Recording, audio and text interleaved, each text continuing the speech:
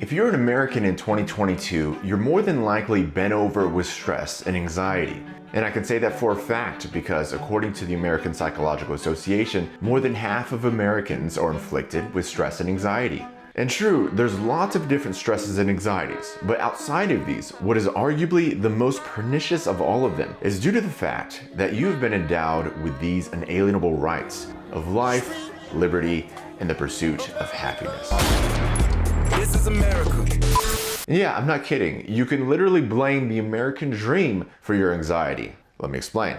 You see, back in the medieval era, there were a few main stories that people told themselves, and these stories shaped culture and society. One of the most influential stories was this, that the poor are not responsible for their poverty. Throughout the Western world, the wide acceptance of this idea came from a universal understanding of the Christian narrative. It's that God is in control of your destiny, and that what He has willed for your life, you cannot escape. That's what God wants. And besides, why would you even want to escape? That's assuming that you know better than an all-good, all-knowing, all-powerful creator of the universe? That would for sure give off bad vibes, and you would probably get your head chopped off.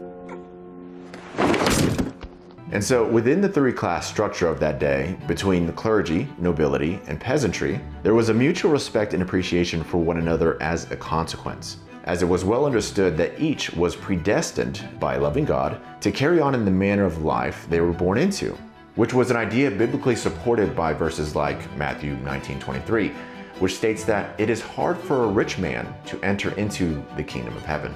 Add to this also the biblical notion that the poor were good, as in they were in some real sense spiritually better than the rich. And what's more is that the rich weren't seen as merely neutral in a spiritual regard, but in fact weaker. But then everything changes at the dawn of the Enlightenment and the Industrial Revolution. Instead of a biblically informed monarchy, the governmental system shifts to a kind of meritocracy. And it's actually here that the cultural script gets completely flipped, where the rich are seen as morally good and the poor as morally bad. And so how could such an extreme like this happen? Story, of course. But more specifically, it was the story that status now has a moral significance, which doesn't sound like a big deal right off the bat, but just go back to Jesus' time and remember that your essence and quality as an individual, or your moral condition, wasn't at all determined by your status. This is why Jesus could be a carpenter and at the same time be heralded as a moral master, whereas Pontius Pilate, who was a wealthy imperial officer, could be deemed as a terrible sinner.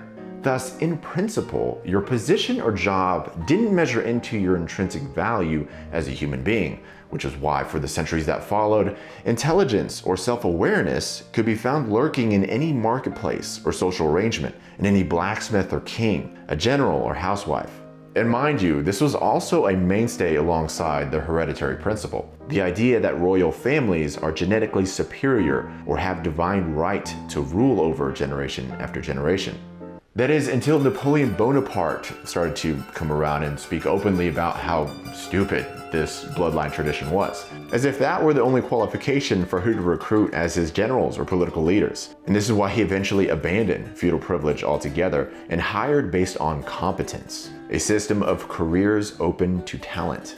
But like I was saying, it was around the 1800s that status started to be an indicator for your moral standing. And just to briefly recap, the evolution of stories was something like this. Status and identity was conferred upon birth. So it didn't matter what one did in their lifetime, but who one was, which then gave way to status being dependent on individual success, which really meant financial success. Therefore, given the playing field was equal in opportunity, it was understood that whoever didn't make lots of money was in some way defective and meant their character was flawed, whether by laziness, impatience, lack of discipline, or ambition. The ultimate story was that their achieving of less resulted in them being less. And so with that massive pressure to avoid being seen as less, new ways to reach the top of the social hierarchy began to develop, meaning that the rules of civility started to turn in favor for the self-made man. And so ushers in what we all know as the American dream, a phenomena that composes the much coveted rags to riches story,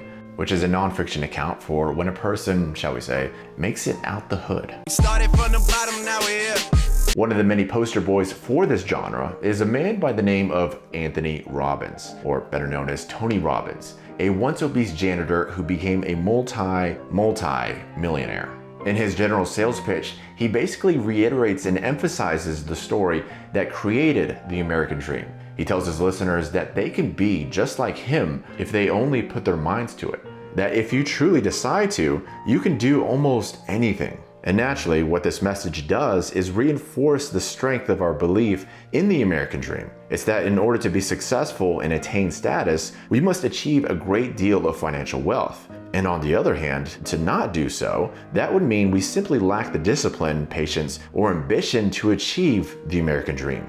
It would mean that we're less than in our quality as people. We're perceived as belonging to that dreadful category of losers. Losers! And here's where it all happens. This is where status anxiety gets unlocked, because it doesn't matter what game you're playing or where with whom you're playing it. Being a loser is much less desirable than not being a winner. Second and third place, for example, are quite cushy in relative comparison to being in the ranks of losers. Furthermore, this anxiety we all experience in our ambition toward success, it's a subtle indication that Mr. Robbins' words aren't quite right, that they aren't reflective of the real world. Because deep down you feel that truly deciding to do whatever you want to gain financial success, that isn't as easy as Tony makes it sound. In fact, when you get down to it, it's really hard. And yes, I'm sure this doesn't come as a shock. It's really, really hard to become successful.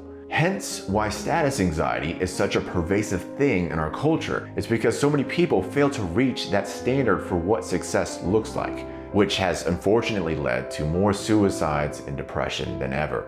And obviously this is a problem. So what can we do to fix it? That's the question I went into in an article on my Medium account. The piece is titled, How to Avoid Status Anxiety. I'll provide the link in the description below if you're interested in checking it out. Aside from that though, I'm curious to know what you guys think are the solutions for this existential dilemma. So please drop them in the comments below. Otherwise, I hope you enjoyed the video and I will see you in the next one.